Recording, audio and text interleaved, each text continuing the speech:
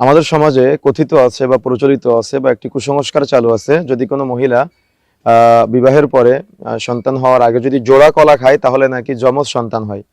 এটা কথিত আছে, গ্রাম বাংলায় এটা প্রচলিত আছে এবং অনেক হুজুরদেরকেও অজের মাঠে বলতে আমরা দেখতে পেয়েছি। প্রিয় দর্শক, মনে রাখার চেষ্টা করতে হবে, কথিত যে কথাটি আছে এটা চূড়ান্তই ভিত্তিহীন এবং কোরআন সুন্নাহর সাথে এটার কোনো সম্পৃক্ততা নাই, বরং এটা একটি কুসংস্কার। যদি কোনো ব্যক্তি এটা বিশ্বাস করে তাহলে তার ঈমান থাকবে না। কলা আল্লাহর এক সৃষ্টি, আপনিও আল্লাহর এক সৃষ্টি, আমি আল্লাহর এক সৃষ্টি। তো জোড়া কলা খেলেই যে জোড়া সন্তান হবে, বা দেখা যাচ্ছে যে অনেকের ধারণা এমনটা থাকে, বাবা যদি জোড়া কলা খায় বা মা যদি জোড়া কলা খায় তাহলে জোড়া সন্তান হবে। এগুলা নিতান্তই ভিত্তিহীন একটা কুসংস্কার কথা সমাজে প্রচলিত আছে, যেটা থেকে আমাদের অবশ্যই বিরত থাকতে হবে। যদি আপনি এটা বিশ্বাস করেন তাহলে আপনার ঈমান থাকবে না। কেন?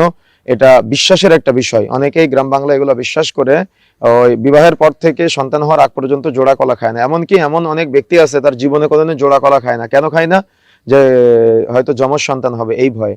আল্লাহ রাব্বুল আলামিন যাকে সন্তান যেভাবে দিবেন তার সন্তান সেভাবেই হবে। আপনি জোড়া কলা খেলেই যে আপনার জোড়া সন্তান হবে, এটা চিন্তা করা বা এটা ভাবা একেবারে নিতান্তই ভুল এবং এটা গুনাহের কাজ। এভাবে চিন্তা কখনো করবেন না, এটা কুসংস্কার। এটা থেকে বিরত থাকবেন এবং মানুষকে দাওয়াত দিবেন, নসিহা করবেন। আল্লাহ রাব্বুল আলামিন আমাদের সবাইকে বোঝার তৌফিক দান করুন। আল্লাহুম্মা আমিন। আসসালামু আলাইকুম।